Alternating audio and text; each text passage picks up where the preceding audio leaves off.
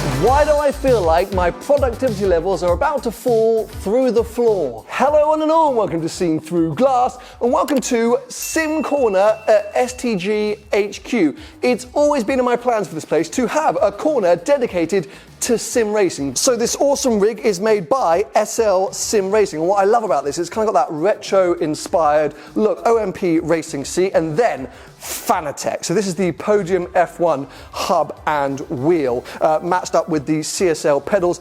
Everyone's telling me that I should have got the full Club Sport pedals, I think. So I might need to look into upgrading those at some point. Then I got some sort of artwork and things like that. Some stuff has been donated by Patreons, listeners of my Behind the Glass podcast, and then these beautiful bits of artwork you see dotted around are the pieces I picked up in that McLaren video a while ago from my friend Otdegam, Alex, who's an amazing artist, and I absolutely love these things. A few more bits on the way. But yeah, this is pretty much the setup. Essentially, I want this sort of to be an STG hot lap challenge using this rig, that anyone who comes on the podcast or comes to visit the studio or maybe is knocking around next door at Duke of London can swing by and set a lap time, and like Top Gear, we'll have a sort of an ever-evolving chart, and at the end of the year, we'll have to figure out some kind of prize, I suppose. Obviously, we've got to wait till people are allowed to come in. For now, it's probably just going to be me and maybe Tony when he comes to do the podcast, but that gives me a chance to practice, because practice I need. But yeah, anyway, enough on simulator driving and racing.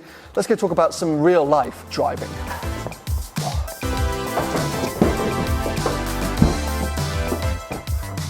I've got to be honest, it's been a busy few days down here at STG HQ. I've had cars coming and going, and thank God for the size of an Abarth. At one point this week, I had 4 cars in here, so I managed to actually squeeze the Abarth kind of horizontally behind the 911. It's actually not that tight back there, but there you go, still a bit of room. But yeah, I just love how light and small it is that I could kind of maneuver the car in that way and just sort of get my 2 cars out of the way. And I'll say I had a couple here, and then yes, the BMW M2 CS. Now, some of you might not know that this very car actually won EVO Car of the Year 2020, one of the most sort of heralded prizes in the automotive industry. And when I found that out, I was like, oh my God, I need to have a go in this thing, because I've driven the BMW M2 and the M2 competition. I even did a video comparing the two for this channel. And I was like, how can this thing be so much better that it actually even beats McLaren 765 LTs and Huracan Evos and F8 Tributos and everything else that Evo put forward for 2020 Car of the Year. So yes, I was really hoping to get my hands on this and have a proper go in it and see what it's all about. However, things have really been stacking up against me. Whilst it is a beautiful day right now, this has not been the weather for the last 3 or 4 days that I have the keys for the M2 CS. As you can see, a little bit of snow on the ground. This is actually the best it's been, but it's also incredibly icy. Every time I've tried to find a sort of quieter road to extract some of the performance, well, it's just been very slippery. There seems to be some kind of duck-goose fight going on. Calm down, lads. Essentially, the only thing I want to know about the M2 CS is it worth the 25k premium over an M2 competition? Is it so good that you would choose it over a supercar for a twisty road? And in these conditions, when it's been raining, snowing, super icy, I just can't really figure that out, can I?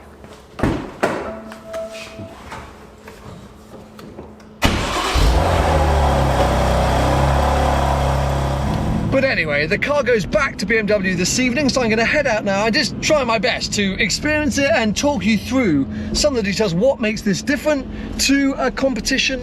Oh, there's quite a cool Defender there. It's like a sort of, Surrey 4x4 Response, new Defender. Sorry, I got distracted. But yeah, talk you through what the differences are between this and a competition, and in general, what my sort of feelings are about it without maybe not truly experiencing. Hey, you never know. The ice may have melted away on the roads I'm headed to.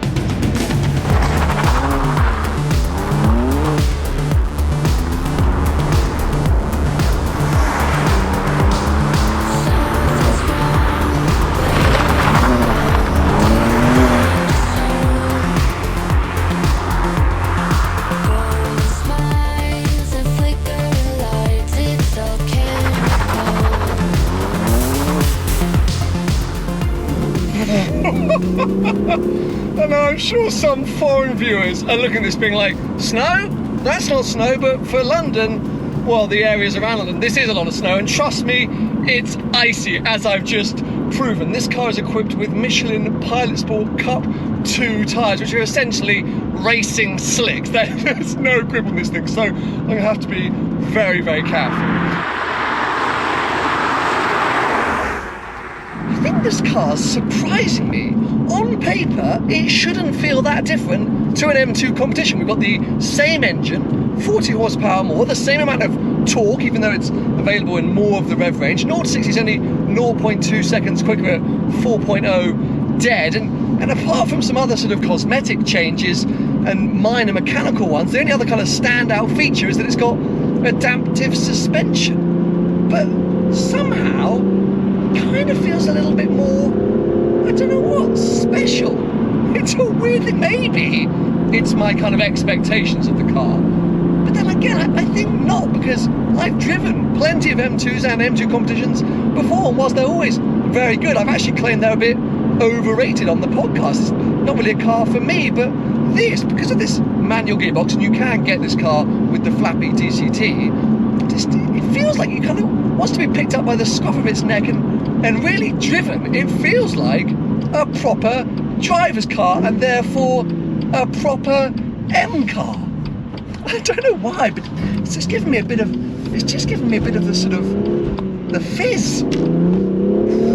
Oh my god, it does not have a lot of grip in the rear, I'll tell you that, which makes it exciting, but it's just a really nice road car. And I know BMW tried to make this very track focused. It's got stiffer suspension by nature, which is why I needed the sort of adaptive ones, because on the road the stiffest setting is brutal. I'm in comfort right now, but it is a very good road car, and I'm probably only driving it at sort of 50 or 60% of its abilities today because of the weather. So God knows what it's like when you really start to learn it and the conditions come together. I'm kind of understanding why EVO liked it so much. I don't think necessarily above an F8 Tributo or Yaris GR Yaris. I keep getting that name wrong. Like it's good. I don't know if it's like all out and out special, but it is very good. And in the UK, as a kind of back road blaster, I'm kind of getting it. And is it worth the 25k premium over a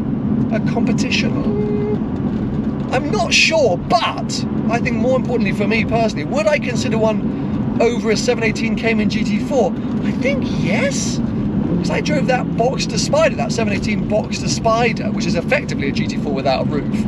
I didn't exactly gel with it, mainly because of the engine, even though it's naturally aspirated, oh, hallelujah, just a bit dirgy, like especially low down in the revs, it's a bit characterless and soulless because this car's turbocharged and it's got sort of torque available throughout the rev range. It's just always wanting to go. It's always a bit aggro, and that kind of makes it fun. It feels a bit angry and rude. It feels like a rude car, even though I actually think it's quite pretty, especially with these wheels. I have to say, I wouldn't have them gold. I'd paint them silver, but the design of them is stunning. Yeah, it's kind of cool, and it gets a lot of appreciation, this thing, as you're driving around. People really do notice it. It's got proper presence, which helps with making you feel like you're in something special. You know, if other people appreciate what you're in, you kind of appreciate it even more, I think. And it just threads the corners together so nicely. It's got the sport sort of auto blit feature, which, you know, I'm not going to complain about. Oh, I've got to be so careful. This thing is moving around so much. I don't know if it's coming across on camera, but yeah, it is a bit sketchy. And actually, I did speak to BMW the other day, and they were like, it's not exactly the conditions for the car, is it? Which I think was like, don't you dare crash that thing. Whoa, I didn't think it would be this fun, this much better. Honestly, I need to drive a manual M2 competition back to back to really judge it. But as a thing in its own right, kind of mega. And I guess you could make a comparison with GT4 and Cayman GTS. Save the money and get a GTS, but it's not a GT4, is it? Save the money and get a competition, but it's not a CS. Pwah, lovely.